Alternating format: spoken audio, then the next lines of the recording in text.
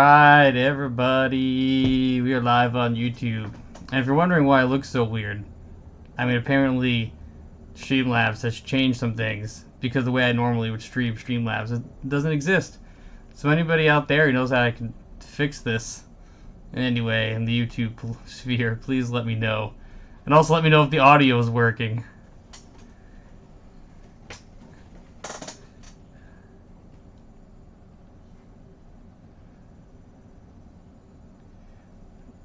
Well, John Burgess says we sound great. John, if you can listen to Ben. Hey, Ben, can you just say some stuff?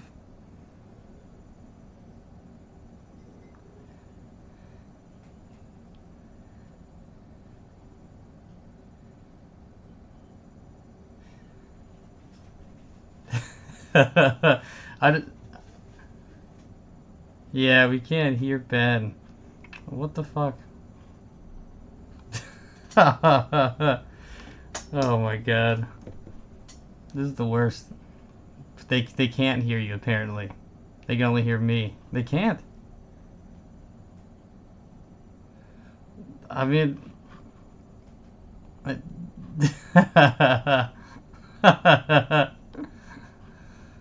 this is awful.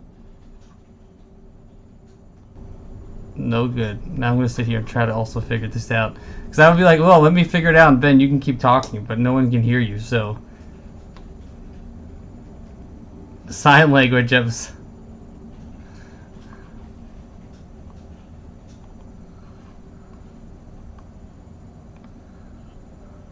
Oh, let me try this. Talk again, Ben?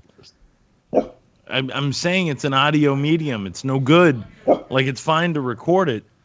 It's one thing to see it, but another thing to record it to release on Saturdays. And then now, if people can't hear me, but they can just see me I think tonight, they can hear you now. Can they hear me now? They should be able to. Bergio, can you hear me now? Papa B. Yeah, they gave us a thumbs up. He gave us a thumbs up. I don't see a thumbs up. Well, I meant like I heard him give me like he made a noise. I mean, he made a noise. all I heard was like, yeah. Bro, that could just be like a fart. Like, but that's how Bergio lets you know when everything's all good is when he farts. is a non-verbal thumbs up.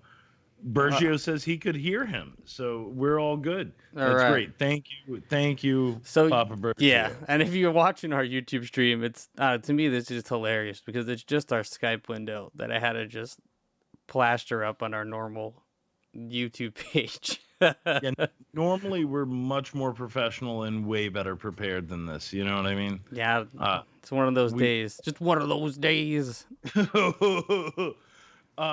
Limp Bizkit has been weirdly back in sort of the air for me recently. I don't know how to respond to that. It's both hilarious and kind of scary. At the same time, it really is. But I mean, they were another show I listened to was talking a lot about Fred Durst the other day.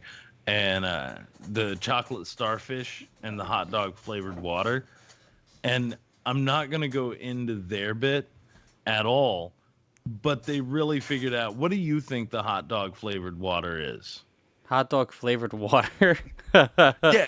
You know the record that had Rollin' on it? Yeah, but I'm trying to think. I mean, hot dog flavored, I mean, it's just got to be just cum inside like a wet pussy, right? Like the pussy juice? It's the simplest and easiest thing. The chocolate starfish is obviously the butthole. Yeah, I learned that from the Suicide Squad. Aw, really? When they're talking about the giant starfish and John Cena raises his hand, he goes, starfish is a slang for butthole. Does that have to do with anything? And then Amanda Waller's just like, no. You never knew that before Suicide Squad? I mean, it made sense, but no, actually. And then immediately I heard that slang. And then thought of Limp Bizkit, and I was like, chocolate starfish. Boom. Like, it clicked.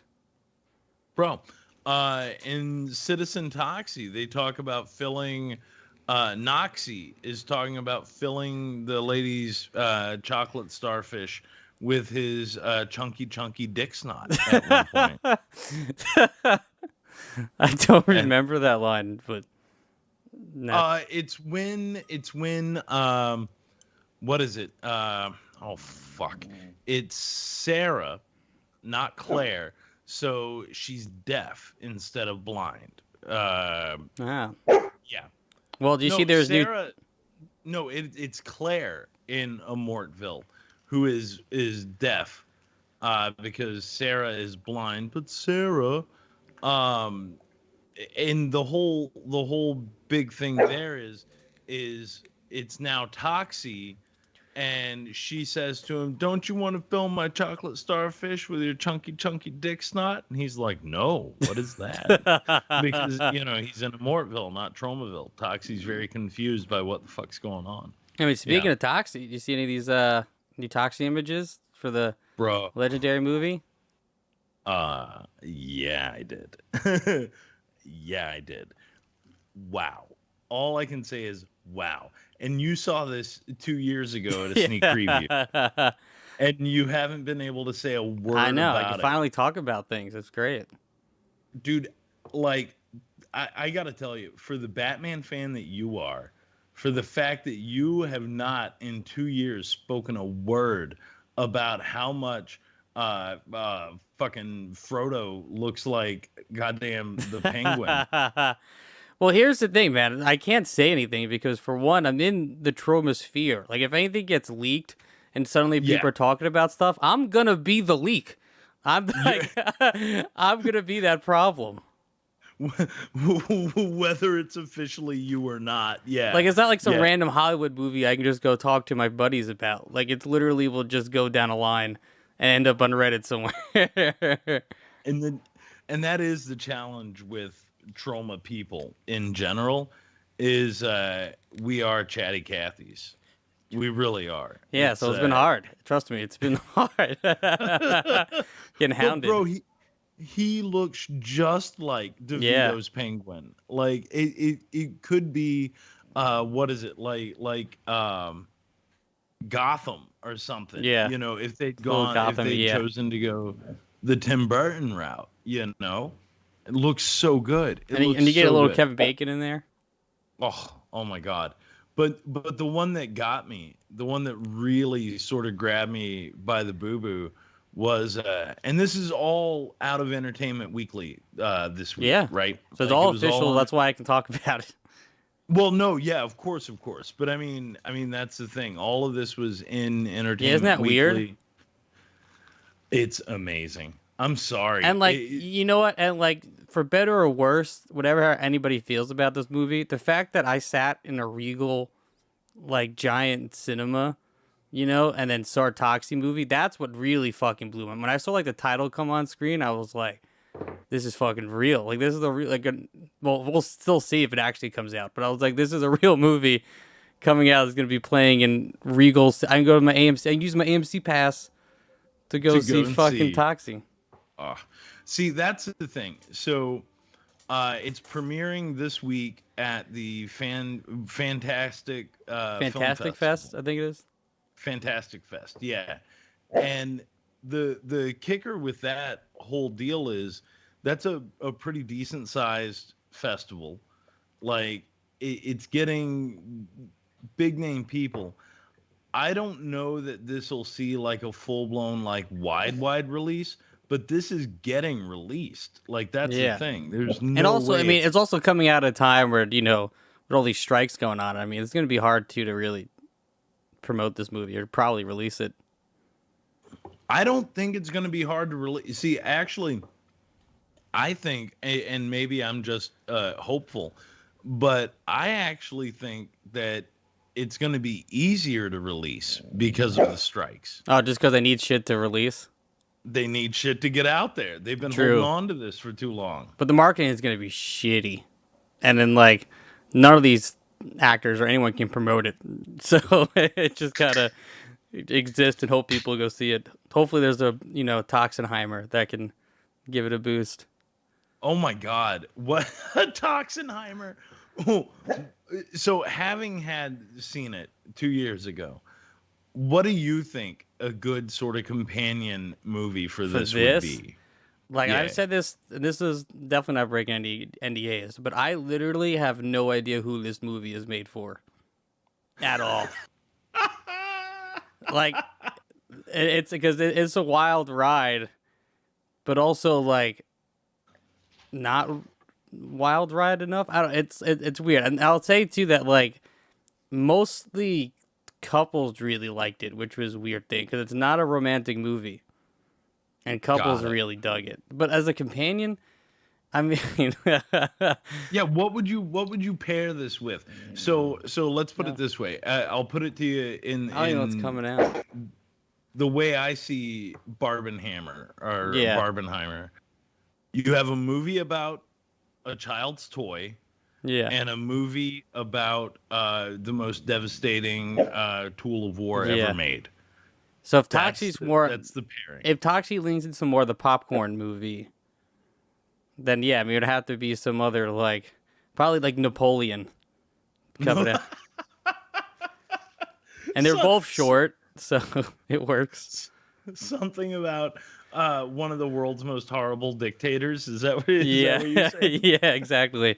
You pair the short dictator with with the horrible short dictator with the horrible looking short superhero.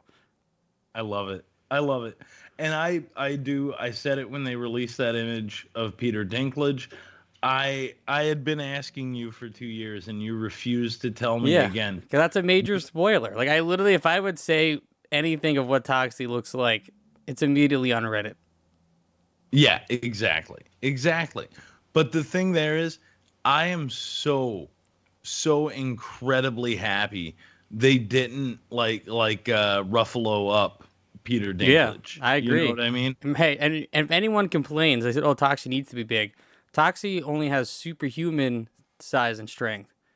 There's Right. nothing that says superhuman means big. Ant-Man's superhuman. And he can get very small. Yeah, Actually, he's got a suit. It's not really him. but still, Toxie, it's him. Yeah, a hideously deformed creature of superhuman size, a superhuman. I think this is a point that you're making. A superhuman can be any size. yeah, like exactly. Like there's nothing that says superhuman size is big. Right, right. So a superhuman, a hideously deformed creature of superhuman size and strength. I can't wait to see Peter Dinklage kick everybody's ass. Peter Like, I Dinklage is really awesome. Can't wait. Yeah, then they said there's things I don't like, but I can't talk about that. But Peter Dinklage is awesome. Yeah.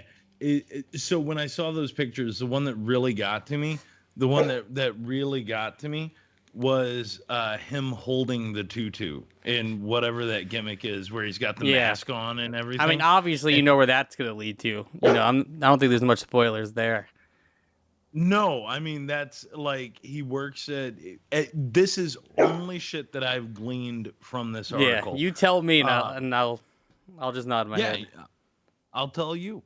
So basically, he's working at this like chemical factory as a janitor. He has a weird little mask on and he's holding a tutu.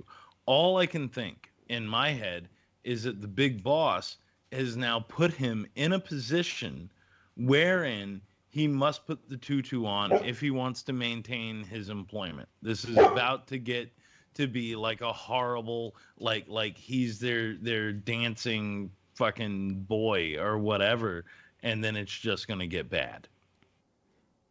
Am I That's a pretty close? good assumption. Yeah, okay. I feel like I'm close. I feel like I'm close. I actually don't really remember the exact setup of the tutu. I remember vaguely. I mean, I remember why he's there in that image. I just don't remember the tutu part of it. Right. It's got to be something. It's low key a shaming thing. I mean, yes, I saw this shit 2 years ago, and I smoke a lot of weed, so it's not even like I even have to break my NDAs anymore. I'm just gonna start forgetting shit about it. Which is good. Which is very, very good. You know what I mean? As always, man, we've already got Mr. Dwayne Steeler in the chat tonight. Yes, Stila. Yeah, sad Always. news this week because we were supposed to film our flashback sequences on Saturday for Portrait of Payback. So first, we get rained out. It's gonna rain Saturday, so we're shooting in a park. So we're like, fine, we'll push the park stuff, but we'll film what I will call the special scene in Reeves's apartment. Um, but then unfortunately Reeves got that Italian COVID, and Oh so yeah. the whole shit got rescheduled till the following weekend. So hopefully next weekend nothing will go down. So we're so close. We're so close. We're like this close. So close to having Portrait of Payback done. I Well, cannot. shot at least. Well, shot. Yeah. I cannot wait for this. Like honestly, I cannot wait for this. Yeah, it's coming out awesome. I just also this week. I mean, I haven't had a fucking boring ass week. I got this transcribing gig about a month and a half ago that I've kind of blown off a little bit, and also flapjacks. So I've been doing basically a month and a half worth of work in the past week. So I like literally haven't left my apartment like once since I went out one Saturday, and that's about it. So I've just haven't had time to even touch the edit, which really sucks. I mean, I got like 9 minutes in, so it's looking awesome. How long is this gonna run, you think? And my goal is 15, because as the rehearsals, the whole fight scene is 9 minutes, and the opening, which is pretty locked in, is 4.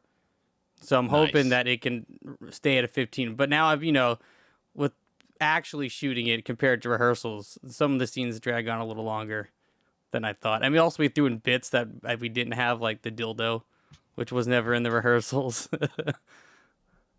Yeah, no, and once you have a dildo, you I mean, that's like literally what happened. Like the dude Kyle saw the dildo on set and was just like, so we're going to use this, right? And we had more planned as the day just got on. We were like, all right, we have to just cut the rest of this dildo stuff. We have to cut the dildo stuff. We established the dildo. We have used the dildo. There is payoff. Let's move forward. Yeah, it would have been a greater, bigger payoff, but what we have is fine.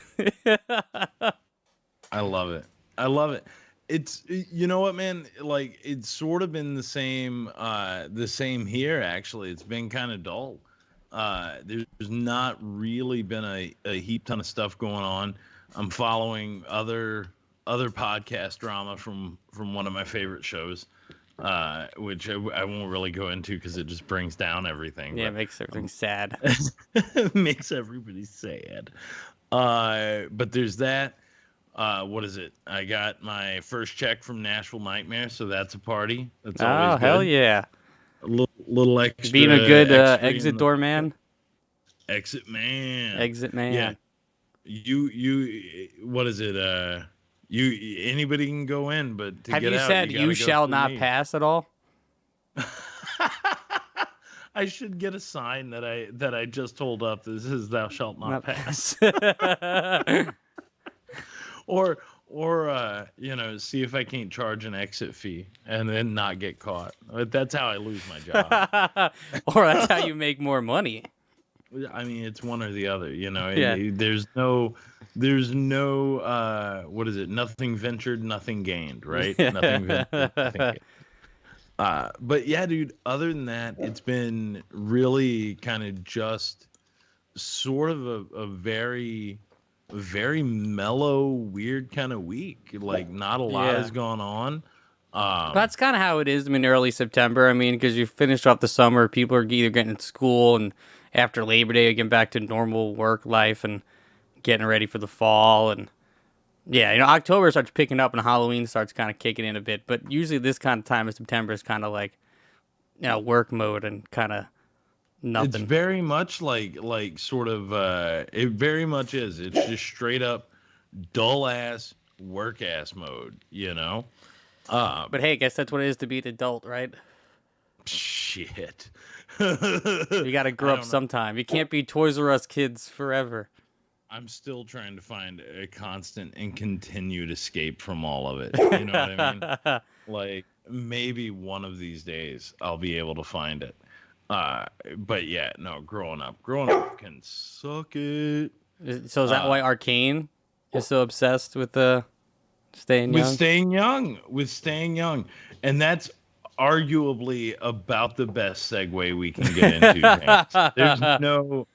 there is no good way to really pop into Swamp Thing.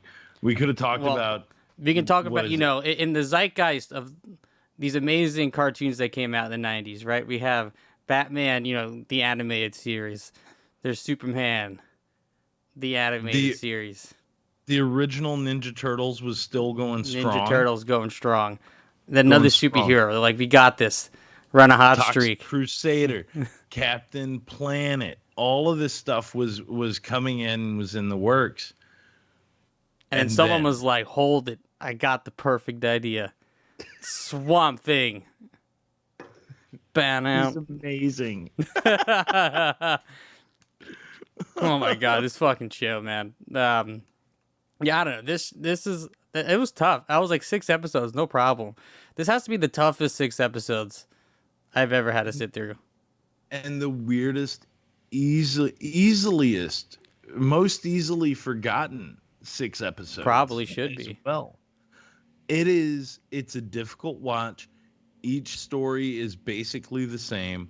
Arcane is not a character that you care about as a big bad. They barely do anything with Swamp Thing as a hero. I feel. And all these designs just fucking look like Toxic Crusader designs. Absolutely. Like that But one this- dude, What? Weed Killer, he looks just like a Radiation Ranger. Like, exactly. So this actually And yes, John Bergio, tougher than McDonald's. it was a harder watch than McDonald Land, no joke. And I am a huge Swamp Thing fan. Like I love Swampy. This furthers the point that he has never truly been done justice. Never. I don't think. And the one time he did, they fucking canceled it. Yep. That's because God doesn't want you to see Swamp Thing in his glory. Oh my god. I mean, so Ben, as this long time Swamp Yeah. Thing family, what got you into Swamp Thing? Uh, Was it Funnily- Toxie, or did Toxie influence Swamp Thing, or vice versa? No, so I saw the Toxic Avenger. I was more aware of God. It's like chicken and egg status Yeah. for me, really, because you got to remember the Wes Craven movie was already out. Yeah. 89 was Return of Swamp Hell Thing. yeah. Which, yeah, big hell yeah. Jim Wynorski got it right. The one time Jim Wynorski really fucking nailed it to a wall. It's the only time I told this to Bergie. I was like, this is the only time I'm ever going to say that Jim Wynorski made a better movie than Wes Craven. And you're not wrong. It's a much better movie. But Yeah, what Like, got you I into re- Swamp Thing before we get into Jim Wynorski's return? I remember Toxie and Swamp Thing both sort of coming into my life at around the same time. I was probably around 10 years old, and I cannot tell you which came first because I was in the horror section a lot as a kid. And the Return of Swamp Thing box and the Toxie box are two that I just vividly remember. I saw Return of Swamp Thing before I saw the Wes Craven movie. I know that for a fact. And Return And of then Swamp Thing and Toxie kind of play together pretty perfect. so well. But again, I remember this cartoon from being a kid too. So you saw this on TV? I saw this on TV. Oh my god. I saw this on TV. I had the toys as a kid. Oh, remember the toys look cool. So the toys look cool. The toys did what Swamp Thing does in these first 6 episodes. And this is just my memory. I haven't looked it up. I don't know if I am being medically accurate with this. But I think the toys came out just before the cartoon. I think they were trying I mean, to that get, makes like, sense. I'm pretty sure. I think the toys usually come out first. Yeah, to, like- they were trying to get like a He-Man thing going on, you know. But like, I had a couple of the Unmen. I had, what is his name, Dr. Demon, something like that, Dr. Demo. Dr. I Demo. I had him. I had the Swamp Thing with the net, The and net. then yeah, he has like a net that he creates, like he Uh, shoots out vines and it's a yeah. net that would like grab around shit. I had that one. I think I may have had the camouflage one, Damn the it, one if you that still like had them, changed that'd be colors. sick. No, I have one of my Swamp Things, and I have Doctor Demo still. Oh, that's pretty cool. He's on my shelf, but I don't have any of his shit that he came with. I lost all of that stuff. But anyway, yeah, I remember the cartoon. I don't particularly remember liking or disliking it, but it fueled sort of my love of all things big and green. Yeah, so what brought you to And the comic to be like, oh, I want to try to check out this thing? the comic for me actually came later because, again, in 1990, there was still the Swamp Thing television series too, like the live action. Yeah, it seems like this was like a time period. They're like, we're gonna just dump Swamp Thing. We're gonna do, because the movie came out this basically the same time as the cartoon, but basically the same time as the live action show. Yep. And the live action show ran for 3 years, and I remember Goddamn, dude. watching that with my mom. Yeah, I vividly remember. I try to watch watching that pilot with my mom. today. Rough. Dude, but see, okay. Okay. Rough. I've said it so many times here. I grew up without cable. Yeah. I grew up without cable. I grew up at a time before the internet was in everybody's house. Yeah. So this was like, we had the big three, CBS, NBC, and ABC, and then we started to get like Fox, and then what later became the WB, and where I was, that was channel 30. So I had a grand total of fucking like 5 channels to choose from. Yeah, and if a show like Swampy was on air, like I would have been in love with it as a kid. Like, 'cause I remember, fuck, I can't remember the name of the show. It's like, it wasn't X-Men, but it was like X something, and it was people with like weird mutant powers. But it was like a mid-90s, really cheesy, definitely horrible show. I haven't watched it since I was a kid, but I just remember being on free, not free, but like satellite TV thing. Shit. Will we lose you? You're still here. No, I hit my damn Siri again. But yeah, if I was a kid and there was just that Swamp Thing was on, I would watch every episode. I would have watched that weekly. Yeah, no, and I did. I did. That was that. I can't tell you what night of the week or whatever, but I did. I watched that religiously. Yeah, I watched the pilot today, man. Like, nothing happens. Like, it starts off with just like a little person like hanging in this like swamp area, and then the little kid saves him, and then other people come to kill the little guy, and then Swampy saves the kid, but the little guy runs away because I guess he's mutated. But then he's not mutated, and then Arcane gets him back, unmutates him, and was like, don't worry, and tells his lady friend to like do a sexy dance for him. And then she does a sexy dance, and then he just shoots him, the little guy. Arcane shoots the little guy, and then it's credits. That's the whole pilot. Arguably a perfect pilot. Not a lot of Swamp Thing in it. Could you imagine that's how you sell your show, though?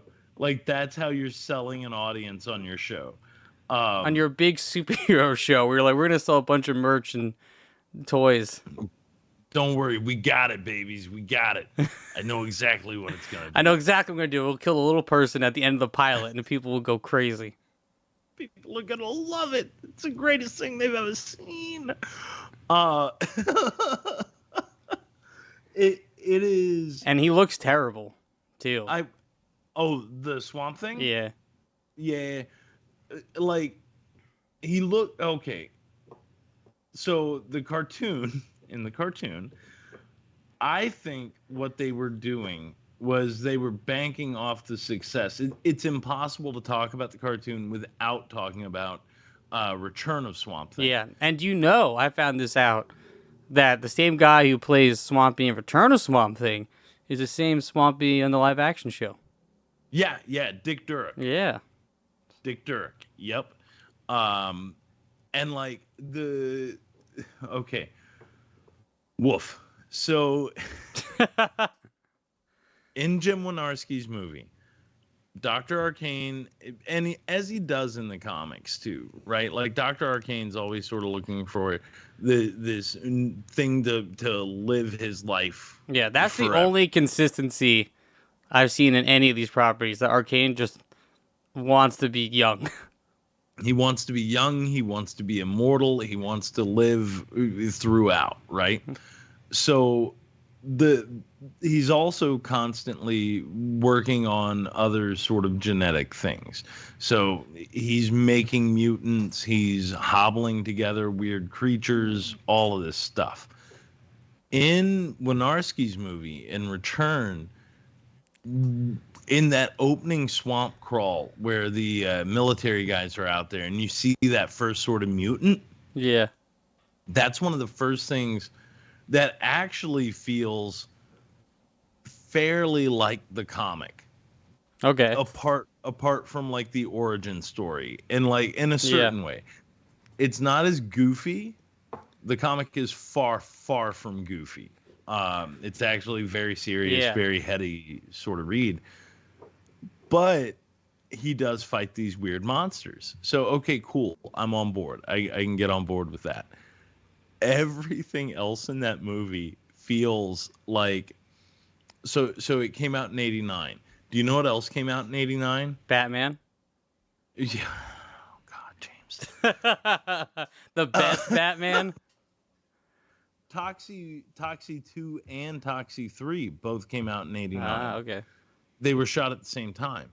And the thing with Wynorski's Return, it looks and feels like a 1989 Troma movie. Oh, for sure. Every bit of that movie.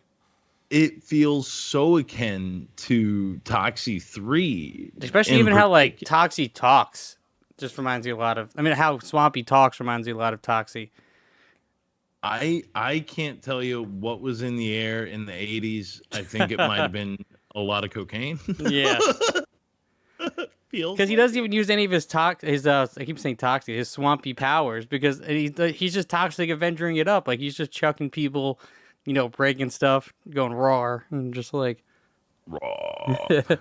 The only power that Swamp Thing actually uses in the Wynorski movie is, and I like to say it that way because then it makes Jim Wynorski sound like a real artist, you know. in the Jim Wynorski vehicle, Return of Swamp Thing. Fucking so, okay, take a step back. The only real, you see two powers that are similar to the comic as well, and one of those is where he infiltrates the Arcane's mansion through the bathtub. Yeah, right? You talking about in the show or in the movie, the Wynorski movie? In the movie, movie. Yeah. Do you know what I'm talking about? Yeah. Where it's like he's like an algae coming in. Yeah. I do the same gag in the show. That's why I was remembering it. But yeah. Because the show came from the movie. Like that's the only reason. And the showrunner obviously did not know the fucking source material. No. He used the 89 movie as source material is what I think. Because Arcane's Unmen, they gave him the dumbest names. Unmen. The Unmen. They're unman. That's the stupidest shit I've ever heard in my life. And I'm sorry, it is, right? It is. Like, that's it's dumb. terrible. No, it's so dumb. Okay. They're trying to give it, like, I don't know, I guess they thought kids find it to be a catchy name, or, you know, they can sell a bunch of toys of the Unmen box set. I don't think they ever fucking really looked at it. And Dwayne says he thinks it's about 5 episodes total. It is. It's 5 episodes and a pilot stealer. Yeah, it is, and it's not good. But anyway, the other power that you see in Wynorski's movie that they can't get into in the kids show is when Swamp Thing and Heather Locklear as Abby Cable Yeah, when he bangs her in her mind. bangs her in her mind after she eats a hallucinogenic yam. My favorite is like off of his afterwards, body. she was like, "Did we just?" And he's like, "Yeah." Yeah, we did. You know it, baby. And I watched the trailer for it before I watched the just. I mean, I've seen the movie before, but I just wanted to watch the trailer. You know, I like watching old trailers, and the trailer is cut like a romance movie. Like the way the trailer is, it's pitching like Toxie falling in love with Heather Locklear, and can he do it? Is it okay? You once again called him Oh Toxie. God, they're the same. And that they're literally the same person in that movie. They really are. If anybody out there on Saturday morning listening to this is drinking along with the show, take a shot every time that James calls Swamp Thing calls him Toxie. You won't be going anywhere afterwards. But I love the Mazorsky movie, man. It's like as weird as it is, it still feels like the most comic book movie. I mean, there's like transitions where it'll go to the next scene and it'll be like a page turn. You know, like you'll see the scene page turn, or like the opening, Born in a Bayou, where it's just showing all the swampy comic books montage. Oh my God! So, and there's something else that Winarski did that I really, really dug, and it's from, I think it's near the end of not near the end of the Moore run, but it's like a back page from one of the more famous ones when him and Abby get together, right? And it's that sunset, and the two of them are like silhouetted there in the swamp, and there's like the weeping willow like hanging on the side. That's like that last page that they show in Jim's movie, and it is so good. Yeah, it's like I know what you're talking about. That last shot, he's like carrying her off, right? They're walking like hand in hand. Yeah. It is that shit right there. It's an iconic page. It's like a full-blown page in the comics, and it's just like this last little note that you're left with. And that's the thing about the Moore run in particular, is they left you with these big wide open pages that are just image, and it's like full-blown like image. I love the fact that Jim Wynorski ran with some of that. I think that's really exceptional. Do you think it was him or somebody telling? I mean, it might have been him. I think it's him. I think that's a director's choice, honestly. Yeah. I really do. I feel like that's his nod to DC. Like, look, we see you. We see you. My favorite too is the two kids in the movie also. When they're looking at that's like the best scene ever. When so you get the little fat kid with his like skinny friend, and he comes over. He was like, "Come on, you said you'd have it. You'd have it." He was like, "I don't know." He's like, "Come on." He's like, "All right, well, my parents are gone." He's like, "You're sure they're gone?" He's like, "Yeah." And they come over. He's like, "You got it?" And they pull out all the porno mags. And the fat kid is just looking at it like, "Oh my God, these babes! Look at these babes!" And he has an accent. I don't want to say it on air, Ben, but it reminds me of someone that we know, who may or not be working on a certain movie right now.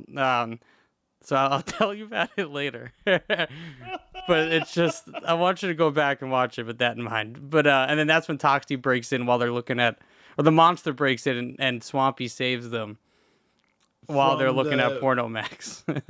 From the unmanned. The best thing is when they're stuffing them under. You said they weren't gonna be back. You said they weren't. They weren't going. Quick, stuff it under the couch. Some of the worst. You said they weren't gonna be back. And then he's stuffing it all under the couch. And they have their own little B plot. Rug. Yeah, they have their own B plot. Like, we got to get a photo of Swampy. They'll give us $10,000. But they're out there kissing and stuff. And there's a post-credit scene. Oh, wait, remind me. So I just left it running by accident, and I kind of walked away. And then Virgil's like, "Hey, look, there's a post-credit scene." I run over, and it's the two kids. They're on a payphone, and they're like, "Wait, there is no film in the camera." Yes. No film in the camera. What do you mean? There's no film. That's your dad's camera. Well, you didn't tell me to put film in it. Like, Yeah, when the so bad guys good. are like got the kids kidnapped, and he was just like, "You can have this camera." What? That's my dad's camera. That's my dad's camera. While they're being It like is. strangled to death, he was worried about his dad's camera.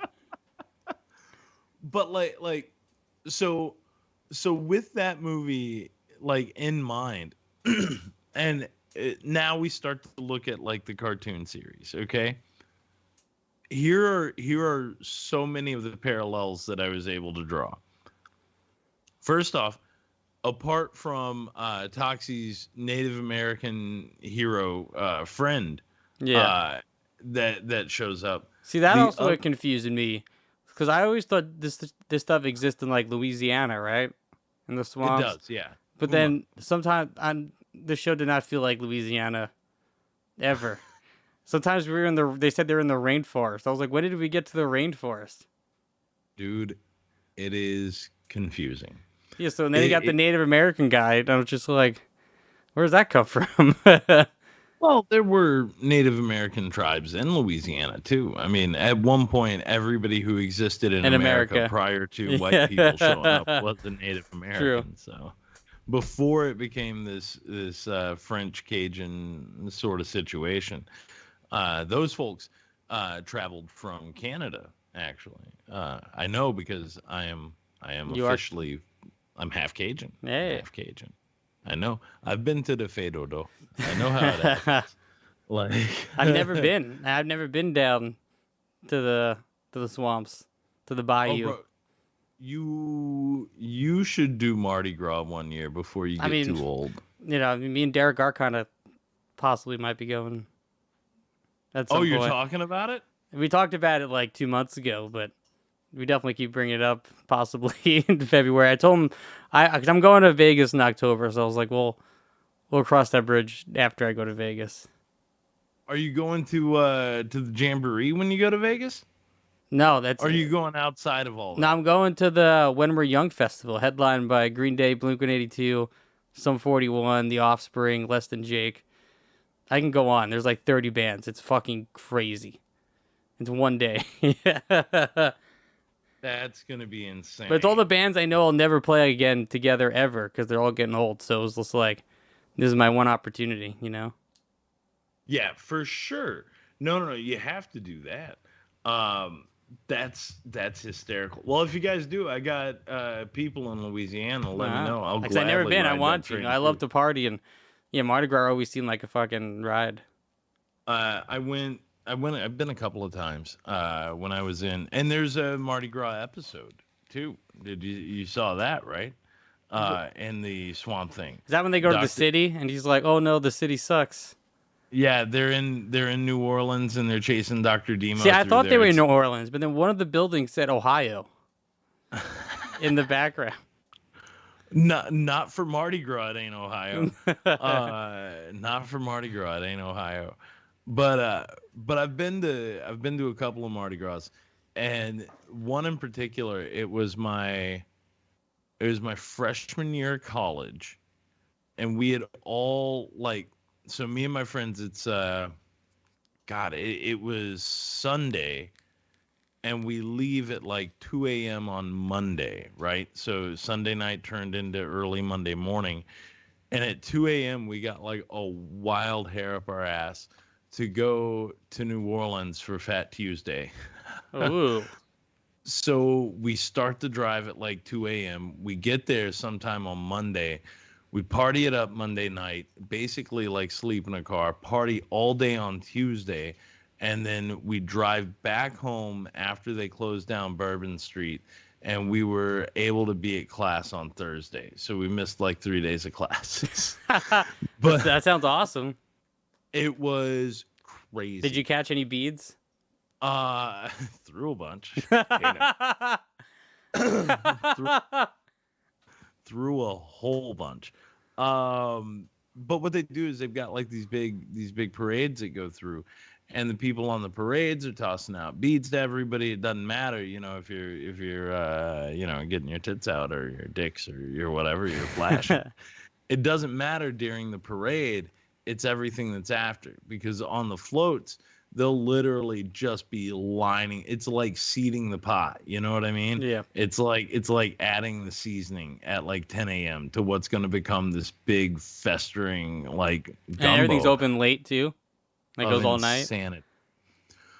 Not necessarily like all night. Like shit closes down. I want to say like 2-3 o'clock in the morning. Like maybe 3 o'clock, something like that.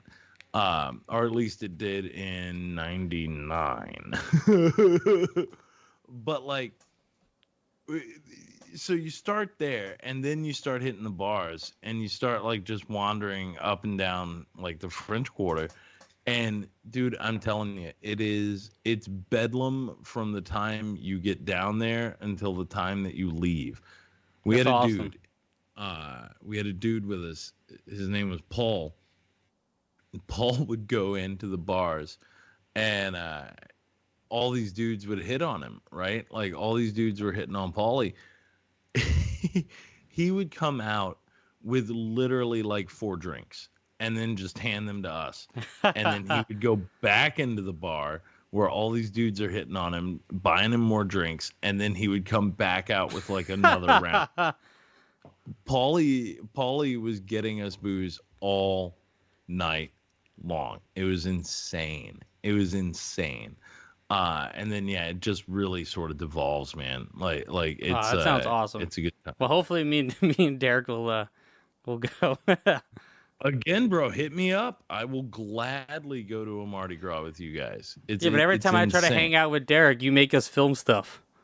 I'm gonna invite myself off to this. It'll be a family party. No cameras. I'm banning. No cameras. Can't bring a camera to the Mardi Not even Gras. a camera. Are we Girls Gone Wild? We're not doing that. Can't bring a camera. That So guy got in a lot of trouble. Do you have experience on the swamp? Like, have you been by the? I'm assuming you have. Yeah. Oh yeah.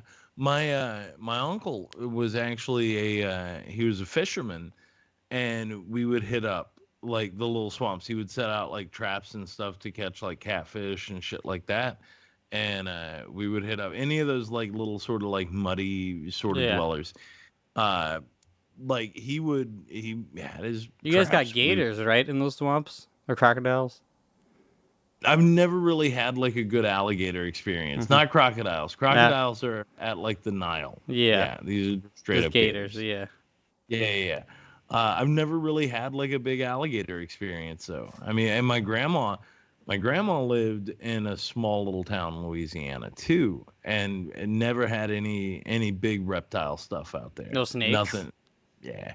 Oh, a lot of snakes, but not like big reptiles. Not like gator stuff. Yeah. No swamp monsters? No swamp monsters, no swamp thing. I think that's part of the reason why it resonated with me is because it felt like I was going back to my grandma's, my aunts, my uncles, all of that stuff. I mean, you know what? I think that does make Swamp Thing cool. I mean, most superheroes are just from cities, you know? Like, right. So have a superhero literally is from the fucking swamp in Louisiana is pretty cool. It's pretty badass. It is pretty badass overall. There's a lot of stuff though, like apart from just location, that still bothers me with it. But like the entire rest of the show. Yeah, I don't even know what the fuck to talk about this show. It's hard, isn't it? Like it really is, because it's not. Like the animation, you've already said it 37,000 times. It looks like Crusaders. Yeah. It looks like it should be part of Crusaders. If they tweaked the color palette and made it pop a little bit more. That's the only thing I would say there. But everything from it, from like the theme song, the theme song all the way through is just it looks dim, or muted is what I should say. Yeah. It looks muted as far as all that goes. The villain is not great.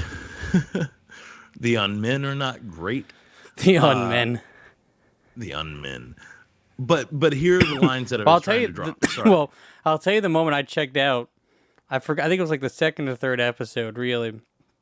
And Swampy gets thrown off of like a helicopter, and he's like, "No, no, I can't reach.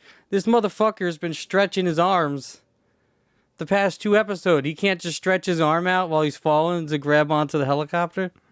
Do you know how deeply frustrating that is? Do you know? And that's the other thing. If you know the source material, you know that's not a problem for Swamp Thing. Yeah. He is essentially a god, right? Yeah. Like in DC, they have basically equated him to one of the ancient ones. He is for all intents and purposes straight up god tier as far as like superheroes. Yeah, DC knows go. not to fuck with the swamps. Or right? if they really need something, then they will go to Swampy to like go talk to like some other worldly thing. So the lines that I drew come straight from the '89 movie. So number one, you're right. The fact that he can travel through water. Okay, awesome. That happened in the movie. That happened in the I show. can't remember if it's the second or first movie. It actually might be the first movie. But one of the girls gets like kidnapped on the boat, and the boat just goes off, and Swampy's just standing there in the water, like, "No, she got away." And I'm like, you can literally become the water. What are you? Well, yeah, you can become the seaweed on top of the water. Like you can Exactly. easily chase down this boat, and they're in the swamp. Like this is where you're most powerful.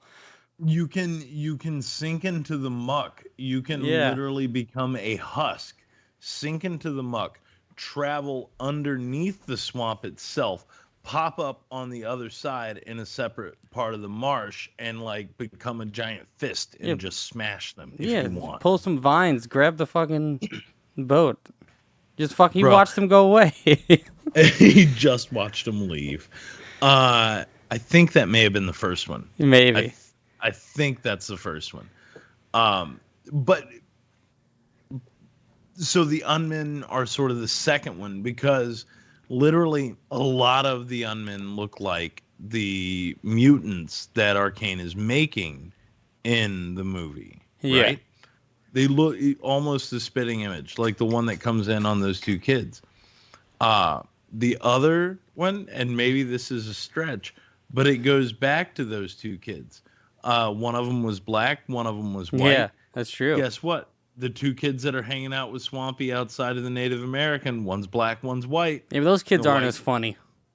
They're nowhere near as funny. Like the kids in the Wazowski movie actually felt like friends. Right. You felt like they were buddies. You felt like they spent some time together. But similarities start to sort of dwindle at that point. The big problem that I have with the cartoon overall is that they don't dip into his power set. And it's not so much that water necessarily brings him back to life. That's the other thing. He started to dry out or whatever. Like right? pollution was always his kryptonite, or dirty air. But even then, like not so much. Do you know what I mean? It's not like you really can put plant killer on him and it be a. Or even when I said he fell out of the helicopter in the cartoon, like the bad guys were just like, "Oh, we got him, we killed him," and then he literally just falls in the water and then just like stands back up. Like, why would you think throwing him out of a helicopter would have just killed him? Would do anything. Yeah. Would do anything. Well, because again, you have to set up these stakes for kids, and if you cannot go into deep lore, then I mean, okay, water gives him power. That's what you have to go to. You know what I mean? It's silly shit like that. Yeah, pollution's bad. Yeah, pollution is bad. And this is also at a time where, you know, Captain Planet, all of that stuff, this shit was big, right? Yeah. Even Toxic. Anti-pollution. Crusaders. It became a thing solely about pollution. It became about our dirty air, our dirty water streams. It was very very pro-environment, which is great. But that's not Swamp Thing. Like, that's not fucking Swamp Thing. Like, at its core, what do you really know about Swamp Thing? That's the other thing, because I don't want to sit here and just tell you everything and the stuff you already know. I mean, like from the comics, from the source material. I know about, because I can't say I've really read a lot, to be honest. A lot of it comes from a lot of the DC animated stuff. But I mean, I know about like the main thing we're talking. Fuck, I said it again. That Swamp. Another shot, guys. That Swampy isn't a man, right? He's like Right. the essence of a man. Great. So the way Alan Moore put it was in the previous iteration, like the Lin Wein, and Bernie Wrightson original run. Swamp Thing was a man that was basically turned into this monster. But in their version, in Moore's version, it's more along the lines of Swamp Thing is a plant who thinks it's a man, right? Yeah. Is And the he has problem. some of Alan's like thoughts, right? Like he has like some of his like Alec Holland's like memories or something. Yeah. So what happened in the Alan Moore sort of rewrite of the origin story and what really sort of happened? Everything is correct up to the point that Alec Holland is working out in the swamp. These men come in. There's an explosion. He gets blown into the swamp, but he never lives. He never actually lives. What ends up happening is that trauma from that experience awakens a force inside the earth, the green. And the green ultimately sends up a new hero, someone to protect it from what is going on. And that is the Swamp Thing. So there's no And what like hap- chemical reaction that causes the Not swamp at to all. come alive. Not at all. It is the way it's sort of explained, though, is that the green and Alec Holland's spirit and essence sort of intertwine in that moment, right? Okay. As this trauma is happening, the two are sort of fused together. So for the first few books in the Moore series, it's Swamp Thing thinking he's Alec Holland until Florentine Man gets him on this like fucking what is it? Not a gurney, but like an operating table or whatever, and they start cutting into him. They basically dried him out. Yeah, and that's when he's got like all the different bits as body parts, right? Like he has like a can as like his heart or something like that, or weird shit. Look, it's all plant based. Yeah. Yeah. Like he does. The plants and the vines have grown into like a yam for a heart, not a can. Yeah. like but he's got like a yam, and then like his stomach and intestines are like a twist of like vines and shit, right? And it's like he literally is a plant that thinks it's a man in that moment. But then Swampy becomes more attuned to his powers and what he truly is, which is just simply this avatar of the green. Like he is there to protect the earth and the world around it from things that will unsettle the balance. Like he gets very, very heady, and it's amazing. It's an amazing run. And that's what bothers me so much about that Wes Craven movie. Because Wes Craven's kind of a heady director. Like, he can be. You know, he's nightmarish. He can get really kind of psychological. Like, to plug a future episode of Blunt Smoker we just did. We just watched People Under the Stairs, the Wes Craven movie. Which is very and it's such a goofy movie. But then it has this Wes Craven-ness that feels raw and real and, like, psychologically, like, fucked up. So, like, when I think Wes Craven doing Swamp Thing, well, I can see that movie. But then that's not the movie that it was. That's not what's delivered. Yeah. And the other fucked up thing about the Craven movie, and I know we should be talking about the cartoon, but like there's not much more to say about it than it's bad. Like there's not, but what you can say about it is that it doesn't hit the source material, and I think that's where you have to talk about the other movies. You have to talk about Swamp Thing and media in general, is because it doesn't hit the fucking source material, which is so fucking good. And the other part about the Wes Craven movie that bothers me is Wes Craven is known for horror, right?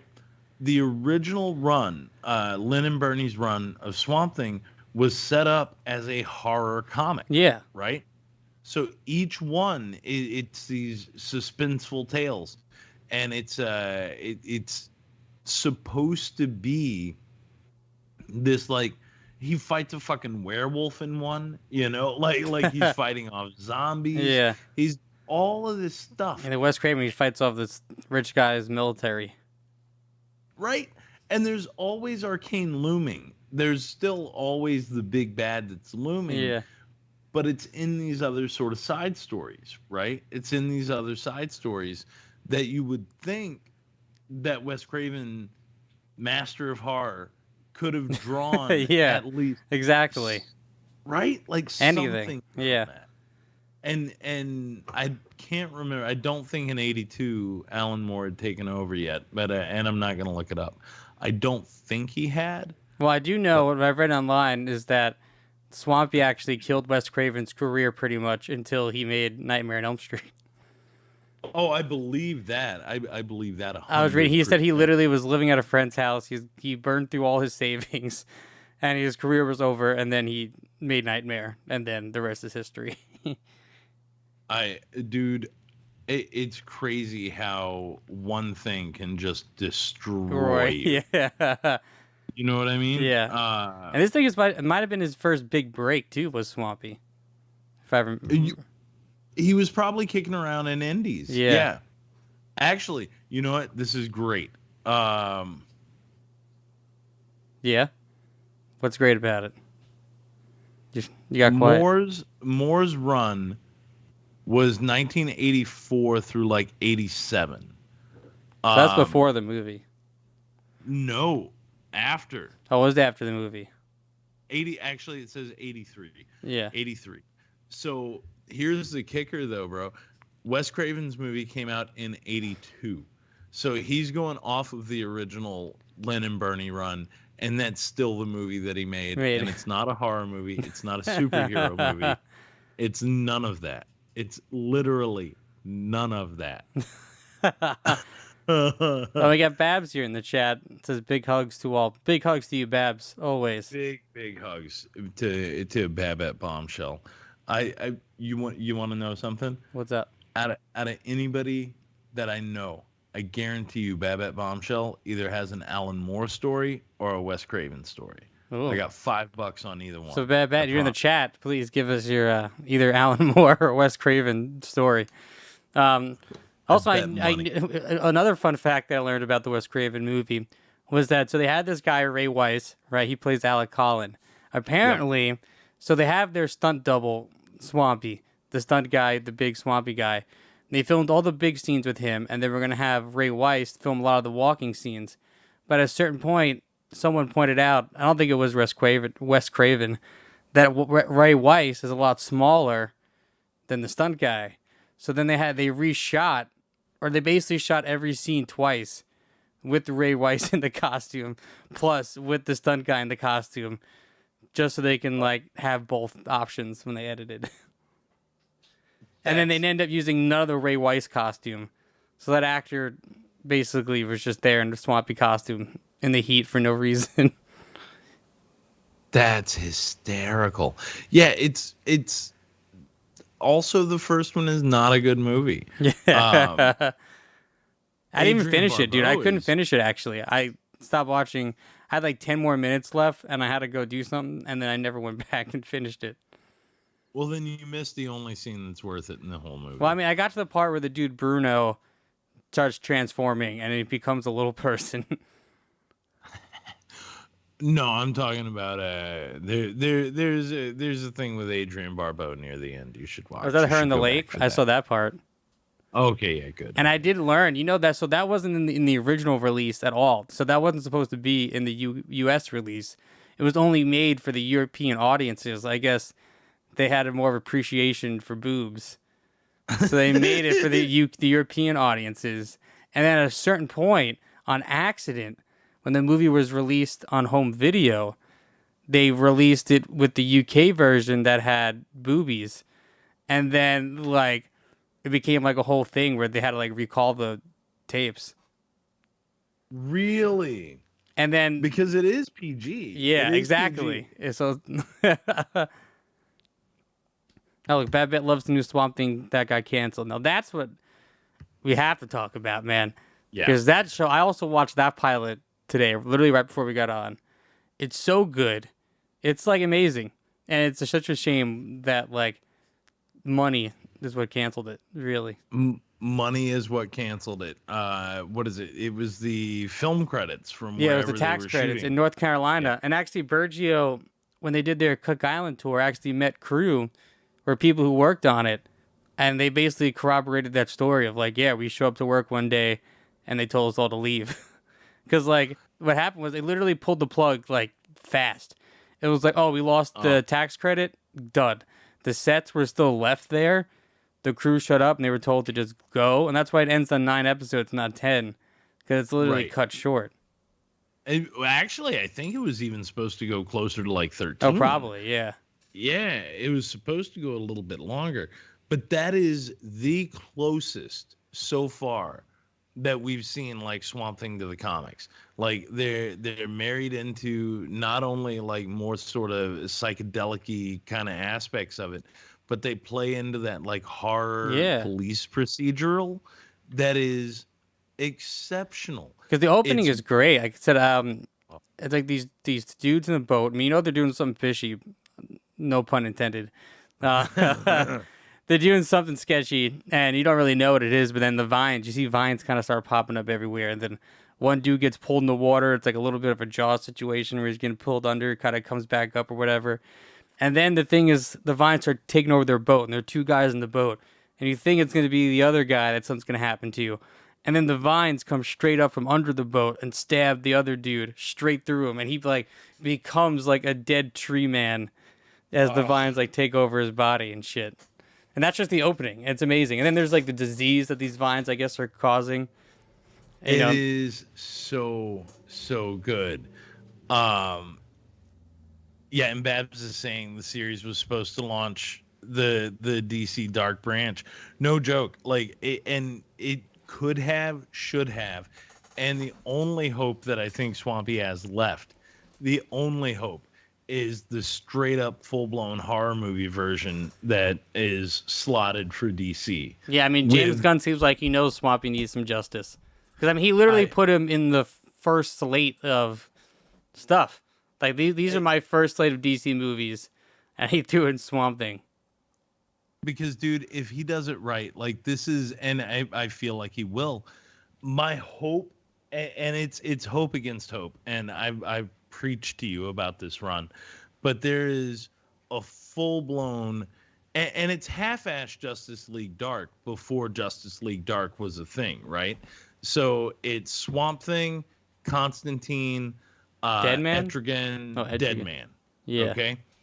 All of those guys, basically, they go to find Swamp Thing. Constantine goes to find Swamp Thing because there's a religious cult somewhere in South America that is killing babies, skinning them, and then because of their babies, their skin like glows in the dark. So they're sewing together these like weird fucking like mutilated baby outfits, and they have to go and stop this cult. But in the meantime, they also end up in hell. They literally end up in the space between the living and the dead, and they have to fight a literal army of demons as this whole thing is going to get to the big bad of it, which is a crow flying with like a pebble in its mouth. It's the headiest fucking shit you've ever read in your life. There are panels in it, and it's like, this is gonna sound stupid. I promise you, it's gonna sound like the dumbest thing that you've ever seen, but trust me, it is impactful. There are pages that are straight up, like the top half is solid black, except for word bubble from Swamp Thing, right? Yeah. And then it might have like that like little jaggedy sort of line, you know, that they'll do. Next panel below it, jet black except for his eyes, and then like a response in the corner. It's him battling himself and Spectre in a void of nothingness that's all just like philosophy and conversation and whatever. It is so impactful, and it's a tremendous storyline. If they ever do Swamp Thing in Hell with like, But that seems like the I'm weird so shit there for James it. Gunn likes. You know, he's definitely seems like the guy who knows immediately about that. So hopefully, you know, I know the rumor is. I mean, it was kind of a strong rumor, but I haven't. It's been kind of quiet since Indiana Jones came out. But James Mangold was supposedly being set to direct it. You know, the guy who made Logan.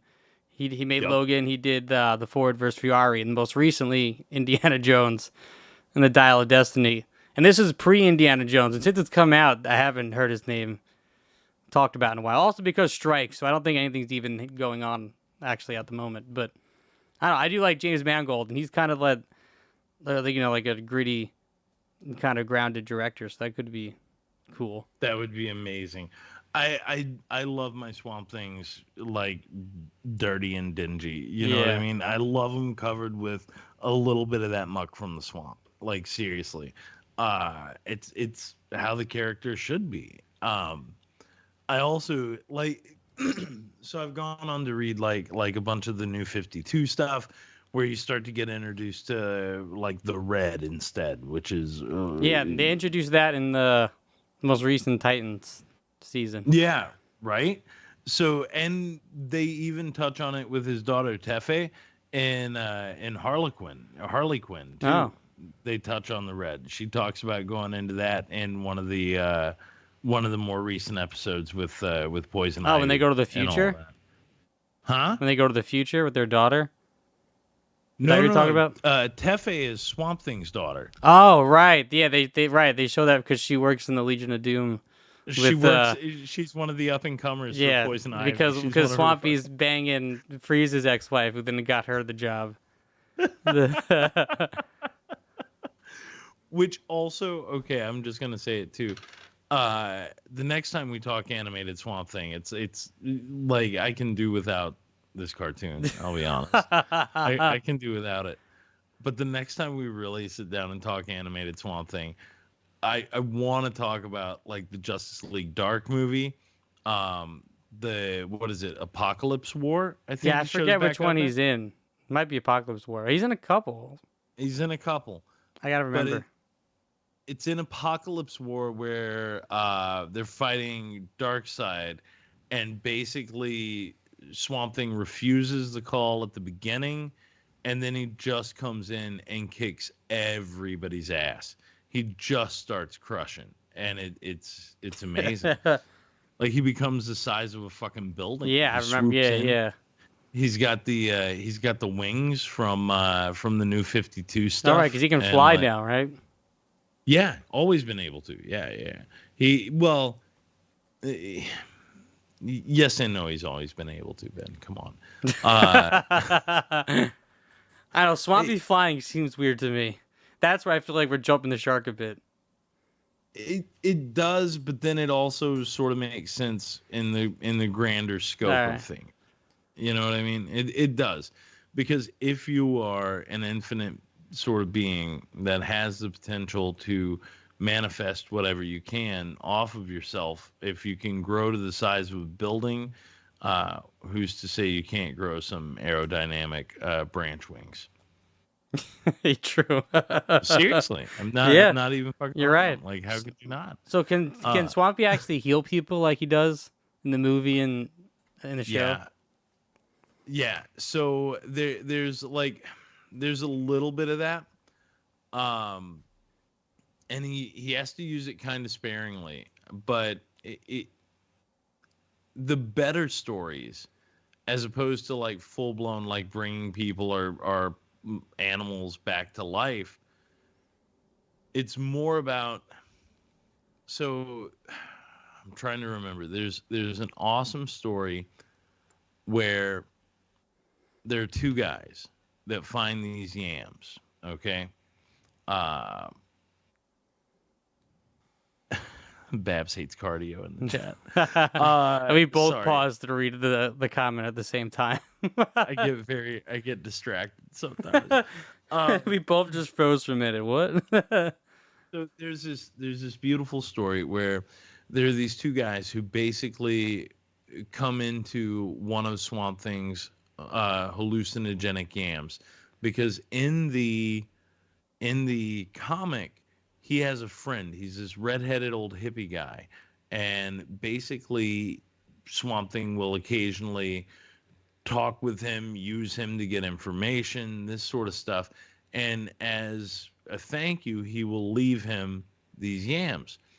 The kicker is they're so powerful of this head trip that it not only like amplifies your personality, but it takes that personality and then makes that part of the trip, right? Mm-hmm. So in this one story, they're talking about two guys who get different portions of the yam. One guy is he's a real bad dude. He steals it. He's got all this fucking negative shit, like he's working for the mob, whatever.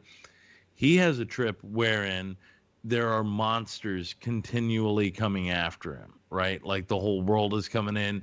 And because he's tripped out on this fucking yam, he even sees Swamp Thing when Swamp Thing's not there, coming to destroy him. He dies a horrible, terrible death. The other story is of the guy who procures it to give to his wife. So this guy starts tripping and then dies? He starts tripping, and then, yeah, it leads him to his death.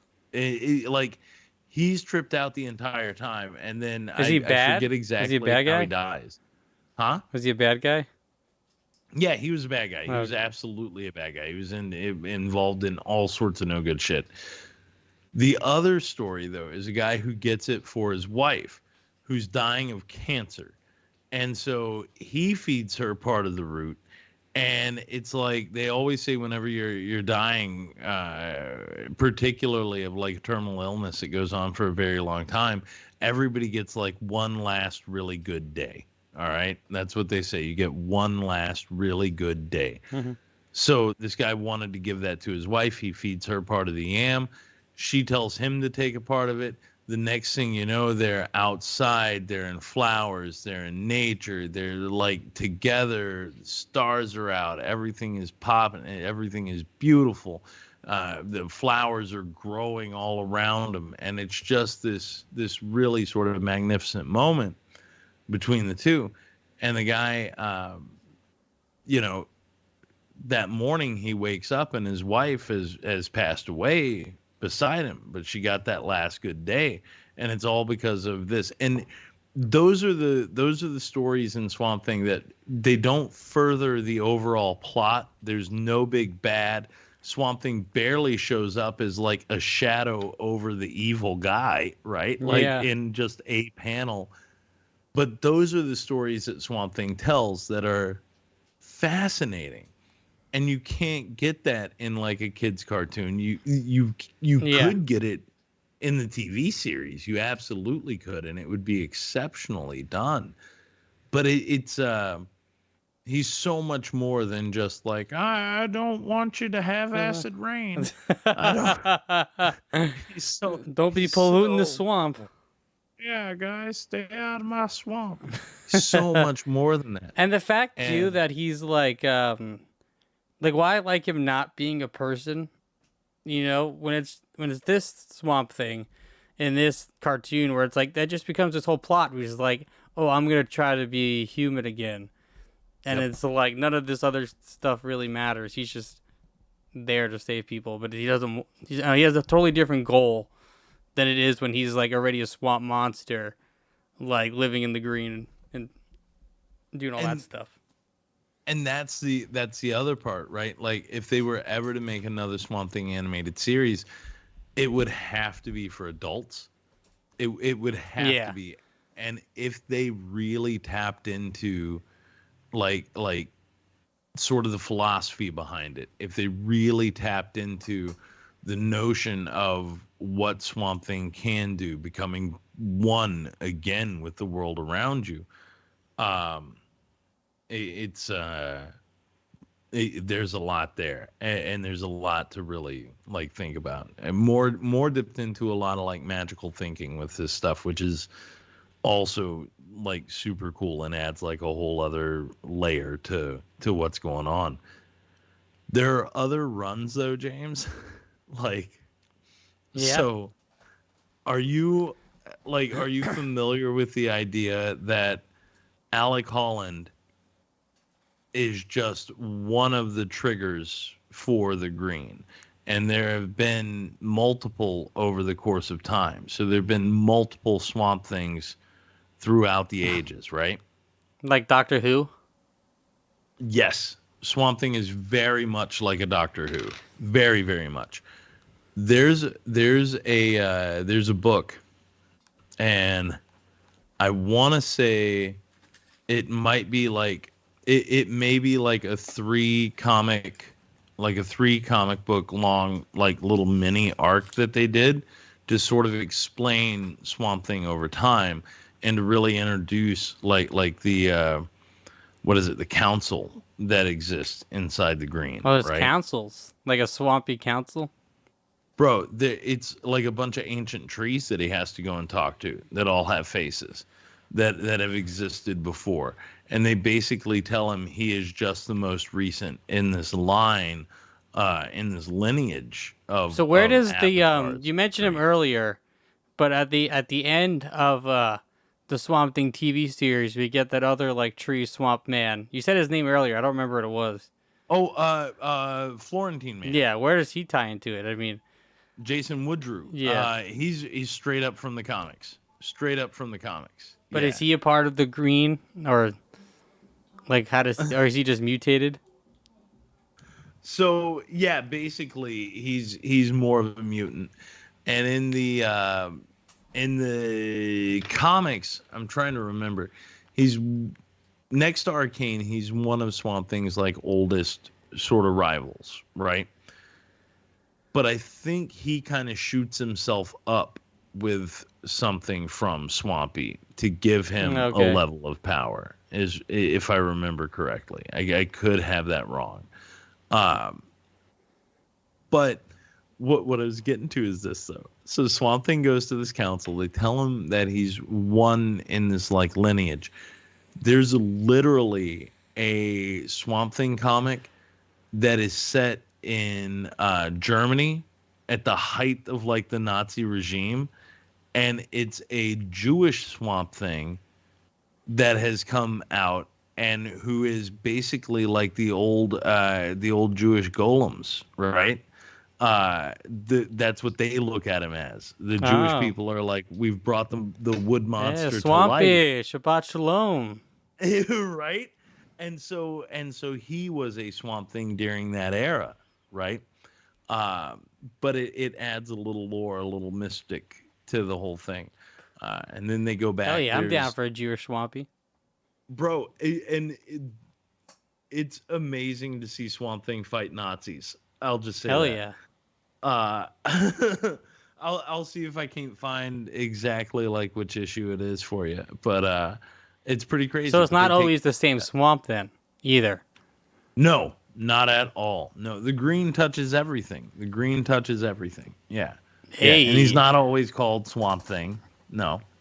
But it's always great trauma in the world that brings him about. Oh, Yeah. that's pretty awesome. That has nothing to do with this show in the slightest. But if it did, wouldn't it be a much better cartoon Yeah. series? Like, how many times, James, can we sit here and just say, oh, yeah, and then Arcane wanted to be young again, and then they fought pollution, and then Swamp Thing fell into water and got strong again. It's every episode. Yeah. There's only one episode where they're trying to find the Fountain of Youth. It might be the last episode, actually. It is the last episode. And it yeah. feels like the writers are being like, well, what the fuck do we write about now? No, it's still the Fountain of Youth, and the Arcane wants to be young. Doesn't it feel like just a thing added on to this cartoon? I can't tell you what the third episode was about. I can't tell you the fourth Yeah. or the fifth. Like, He turns It's- brown when he gets pollution. Like, when the air is turn- bad. 'Cause I know he's in the city, and he's like, "Oh, there's too much smog in this city. I'm dying." It's that, and then when he gets dried out, yeah, every time he gets dried out, he turns brown, and then they just give him fresh water. Fresh water. It's the answer to everything. Hydrate, right? Which reminds me, I'm fucking out of water. I gotta hydrate here. You gotta hydrate here. You Shit. got your nice bubbly. I've been a little bit of the bubbly, A little bit of the bubbly. and so I don't know. This cartoon makes me sad. It does make me sad. Right? Almost angry. Because you know where it could go. Yeah. Yeah.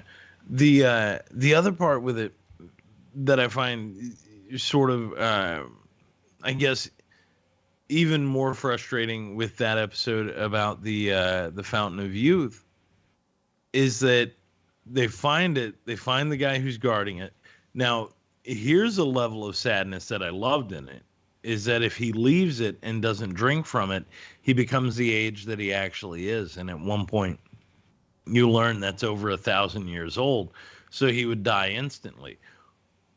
Well, if it was like you can drink it and you become young, but if you leave the fucking cave or whatever, then you immediately lose it. Yeah. And you become, that's when you start to age again. Yeah. Because Arcane like closes off the cave or whatever, and he's like, "Haha, Swampy, I got you, I win." And Swampy's like, "No, you're not." And then he's like, "What?" And then he transforms back to normal. He's like, "No." And he was like, "See, Arcane, you did this to yourself, Arcane." Like basically waving his finger, and then there goes the credits. You look at you, told you so. Yeah. It's so lame. It's so lame. And that's sad because I want to love Swamp Thing stuff. Steeler mentioned it in the chat. The animation is good. Well, I do like actually the design of Swampy. Yes. Like, if I would just look at him, he looks pretty cool. Like the vines look really sick. They gave him like viney abs, but also they gave him like a vined like spinal cord basically. If you look at his back, like I don't know, it's a good design. It is a good design. It's a very, very good design. And it's fairly comic accurate for the most part, you know. I just see it's even. You start just yawning immediately. I start This thinking is the about toughest show. 6 episodes I've ever watched, and we've watched them like, 2 We years on the watched show. Ewoks, bro. Yeah, and we've watched some, tons of Saturday morning rip-off cartoons. I know we've still barely scratched the surface of all these movie, Saturday morning cartoon shows like RoboCop or Bill and Ted or whatever. But yeah, this is the worst one by far. And like I hate to say that because even Ewoks was more enjoyable in a like what the fuck am I watching situation. You know what I mean? Like it was even more enjoyable in that. And again, it pains me because look here, I'll show you. This is how deep this shit runs with me, James. I put it up here so I wouldn't forget. Oh, we got show and tell going on here for the Spotify listeners. What do we got? I'm an official like member of the Swamp Thing fan club. There's an official Swamp Thing fan club. Is that? Do you have to re-up that every year? No. It's a one-time situation. But I'm an official member of the Swamp Thing fan club. Signed, sealed, and delivered. So this bums me out. It bums me out entirely. Do you send like angry messages to all your other Swamp Thing members and be like, "Yeah, the show still sucks"? No, they feel the same fucking way, bro. They they all feel the same way. How does one become an official member? Oh, I forget what I did. Oh, no. There's a collector online that I reached out to, and I bought something from him, but he runs like a museum and the official fan club, and bought something from him, and I got the card. Oh, nice. The card. I'll show you something else too. There's an artist in Tennessee. His name is 20 Heads. and I've never commissioned a piece of artwork before until I commissioned this from him. Oh, look at that. We're getting some more show and tell here for you Spotify folks. Ben got Yeah. something commissioned. I assume it's Swamp Thing related. So Oh, look at that. yeah, so what he does is he takes like pages from the comics and lines the inside of these beautiful wood boxes, and then he makes these like polymer clay heads. And this one's got some actual like swamp stuff added to it. Wow, Some, so those are actual swamp vines that are on it? Like right these, there? yeah, all this little shit and that little shit. Yeah, that's all stuff from the ground. That looks amazing, though. I don't think I've ever even seen that in your house. Bro, I keep it up because this is who I am. I loved his work so much. I had 2 more made. I got a Toxie and a Kabuki Man made too. Yeah. That's amazing. Yeah. But I'm a big fan, man. I love this stuff. And it really, I mean, it doesn't necessarily take away from it, but at the same time, you just want it to be so much better. That's how I mean, you know, for better or worse about superheroes, the best part, and also probably the worst part, is that there's 100,000 versions of something, right? So there's like versions of Batman that I don't like, but it doesn't mean I don't have these like 50 other Batmans that I can go watch or go do whatever with. You know what I mean? So it's like, you know, so this cartoon sucks, but you still got all that Alan Moore run. You can just go read or whatever other runs that are out there in the HBO show. Well, Mark Millar did an amazing run on Swamp Thing too. Like there have been some exceptional writers to deal with him. Like really and truly. So yeah, we get one shitty cartoon. I don't think that negates all the other awesomeness.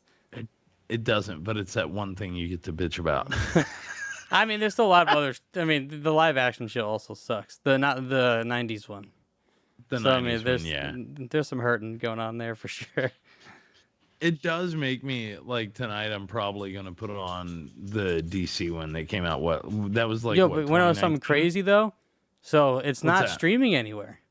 It's not on HBO. I tried to watch it, and I had to go like dig through the internet to find the pilot. Basically, it's not on the Max anymore. They took it off? Yeah, I tried to find it. It's not on Max. Isn't that fucked up? What?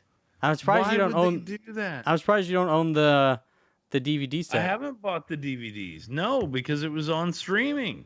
Shout out to Woodrow Johnson out there. He's got the complete series.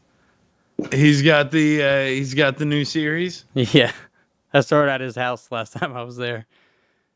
Well, he didn't. Did he have access to your app? I don't think so. I mean, probably. Yeah. I mean, I gave it out to a lot of people back in the day. You gave it out to everybody. But nobody watched it except for you.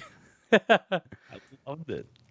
I missed it. Yeah, but that Swamp Thing show, I said I just watched the pilot, and it's still fucking awesome. Like, it's so good. And that's messed up. We should still be getting seasons today. We should be, and it should be continuing to run. I'm looking here right now. Wow, you can only buy it on Apple TV or Vudu. Yeah, that's fucked up. And I don't get that shit, man, because it's like, doesn't HBO just already own it? You know what I mean? It's not like giving it to Netflix where you're like licensing it or whatever. Like Warner Brothers owns Max, I'm assuming, but that's why all the DC content is on there. And if DC owns this content, I don't get why it's not on there. It doesn't really make sense to me. That's crazy. I am frustrated now. I'm actually glad you're telling me now, as opposed to like me trying to look for it before this, because I would have been so sad. I mean, I assumed it was on HBO until about like right before we got on the show, and I watched it when I was trying to find it. Because it's like, what the fuck? How do you not have that on your app? Because it was on there as of even like a few weeks ago. Oh, yeah? Because I remember seeing it. Damn. Yeah, I guess it must be, I don't know. It makes no sense to me. Fucking dumb. They don't want us to enjoy Toxie, Ben. That's what it is. They don't want us to enjoy Toxie? I was swampy. Damn. Whoever's taking shots is having a good night. Take another shot. Whoever's having shots on Saturday morning is having a good Saturday morning. Right. But yeah, dude, I don't know. I really weirdly don't have too much to say more about the cartoon, but I could talk Swamp Thing all day. All right, well I then don't know. we'll. It's lackluster, right? Like it's just not great. It's not even lackluster. It's just bad. Like we talked about earlier, I would watch that McDonald's cartoon, and I think that's like so far the worst thing we've watched until now. I would say Ewoks, but then this takes the cake. Like yeah. somehow this feels more like corporate manipulative than the McDonald's cartoon does. It's like everything was sort of phoned in for this. Yeah. Yeah. And like Everything at was least the phoned. McDonald's cartoon, like I know that they were trying to sell me, but at least didn't feel totally phoned in. Like they built sets, and they had Vern Troyer in a dog costume. They had like the Rugrats animators. There's some things going on.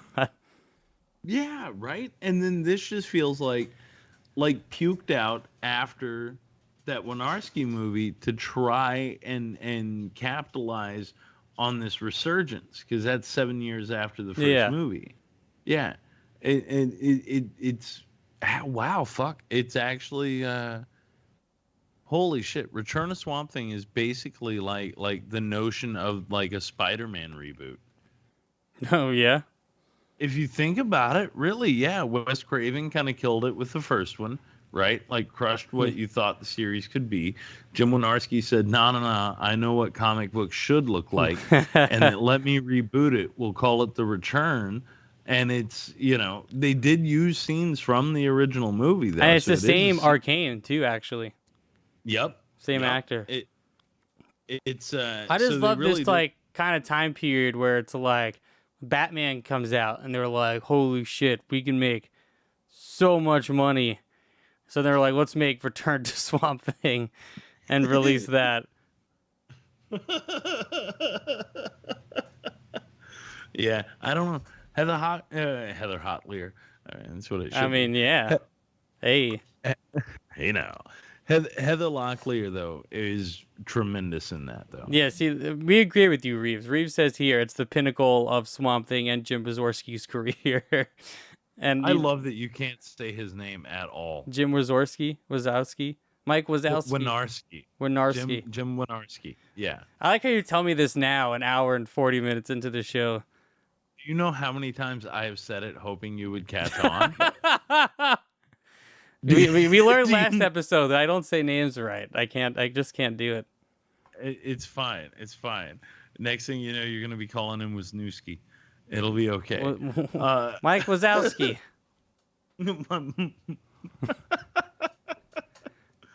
But yeah, the pinnacle of Jim Wynorski's career, for sure. Very much. Yeah. Yeah. And it is like the new series was the height of Swamp Thing so far. Wynorski. He's got it right. Look at that. All our kids coming in here late in the chat to tell you what's going on. Can you read that as like the Southern Louisiana accent? It goes Jim. Well, God, it would be, what is it? Jim Wynorski. Wynorski. It would probably be something along the line of Jim Wynorski. Something along like that. Wynorski. But the way Wynorski. That's your friend Jim Wynorski. The way Joey has it written, though, it's Wynorski. That's the way he's got it written. Wynorski? What? Yeah. It's bad when we have to lean on the chat at the end of the show to be able to find something good to wrap this up with. All right. Well, what are your final thoughts on this cartoon? What's your favorite Swampy run? Yeah, don't watch this. This isn't it. Nobody needs to watch it. Like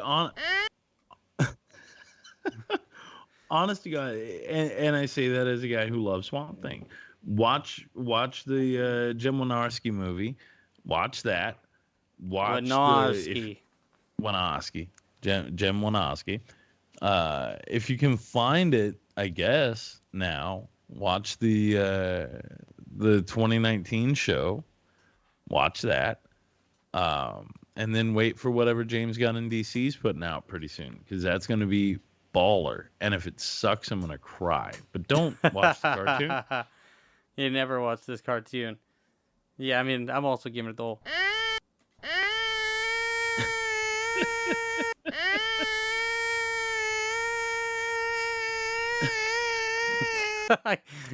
It just goes on all night long with it. And like I said, raw clip there. That's all Derek. I didn't edit a single thing out of that. So that's like a minute long of Derek. Yeah, fuck this cartoon, man. I don't know. This show sucks. And Swampy's cool. There's so much potential that's just not there. Like even the 2019 show, like scratches the surface of the potential of Swamp Thing. Like it's just we can get cool with this and get weird. So let's do it, DC. What are you waiting for? And that's what I think they were going to get into had that season continued. Yeah. Do you know what I'm saying? Like, had that's that like season continued. Grounded and weird that show, as grounded as that show is, it still has this like weird aesthetic and like, you know, like the costume is totally practical, right? And it's like this, you know, it's almost feeling like this B movie, almost the Jim Wynorski kind of vibe, but then with this really dark, serious, like the show is a drama above anything else. And they did something really chill with that outfit in general and with everything in there throughout. It was the marriage of practical with digital. Yeah. Because when they get in on him, you can actually see like life inside those vines. But then he's still in a costume with contacts in, you know? Yep. Yep. But you can see like the flowers blooming. Yeah. On him. You can see like the vines sort of wrapping around shit, leaves sprouting. That and kind of I shit. could be wrong. And he's kind of a somewhat famous actor, bald actor. It's the guy who played Jason in the reboot movie, 2009 movie. I think he's also Swampy, and he's also been in a bunch of shit. But I know he's like a really tall, bald guy. I just don't remember his name. Bro, he was in Holliston too. Yeah, he played one of the cops in Holliston. Yes, that guy. Yeah, he's in a lot of shit. I just don't remember his name. It's Dirk something. It's he's also on that Netflix show, like that weird superhero Netflix show, Guardians of Justice, or something. Yes, he's in that too. Yeah. But he plays Swampy. He's the guy in the costume, which is pretty cool. So yeah, watch that show. Fuck this cartoon. If you want anything good, Jim Wynorski's Swamp. Did I say it right that time, or was I wrong again? Wynorski's. Yeah, no, you gotta. Jim Wynorski is the return. Just watch the return of Swamp Thing and the 2019 Swamp Thing show. And both movies you got to track down. Yeah. Go His find name it. is Derek Mears. Derek Mears, yeah. Derek Mears. No, that show is sick. The aesthetic works. And you know, they built a full swamp set. That's part of the set they left behind when they we got canceled. But yeah, they built. When you watch that, when you watch it, like that whole swamp is built as like a set, which is just inside of some fucking warehouse somewhere. I love it. Yeah. All right. Well, I remember when Swamp Thing was cool. So James, what are we doing next week? What's going to be our pick me up? Well, like you said, you remember when Swamp Thing was cool. Well, do you remember when Ninja Turtles were cool? Because you mean 2 weeks ago? Exactly. Because they're still fucking cool, and they're back again with a brand new movie. I know we're doubling up on Turtles, but the new movie just dropped, and I want to watch it again. And it's Teenage Mutant Ninja Turtles: The Mutant Mayhem, which has just got released on Paramount. And I love it. I saw it in theaters. I want to watch it again. And I want to get somebody else on. I haven't picked somebody else yet, but I know a bunch of Turtle fans who want to talk about it. I love it. It's great, dude. It's got this like 90s hip hop rap soundtrack to it. Like the art style is incredible. I mean, we talked about it a bit 2 weeks ago, but. So I'm going to tell you something. You told me today via text not to watch it. So I immediately went and just put it on today. Was immediately what I did. I'll save what I have to say about it. But what we sort of talked about last time was what I had heard about the art style. that you had confirmed, it looks awesome. Yeah. Like, it looks awesome. As far as all of that goes, looks amazing. My favorite's the explosions. Because, Yeah. like, it'll look like a normal kind of 3D cartoon a little bit, and then the explosions will hit, and then it's just like these 2D squiggly lines that are just exploding everywhere. Yeah. We've got a lot to talk about with this one next week, I think. Well, I'm pumped. I'm excited. Fuck yeah. Better than this shit. All right, let's get out of here. Done. Thanks to everybody who's been in the chat today. Chat's been blowing up all night. Yeah, and everybody knows how to fix Streamlabs. Please help me out, because as you can see still, we are just a Skype screen on YouTube. Just our Skype window.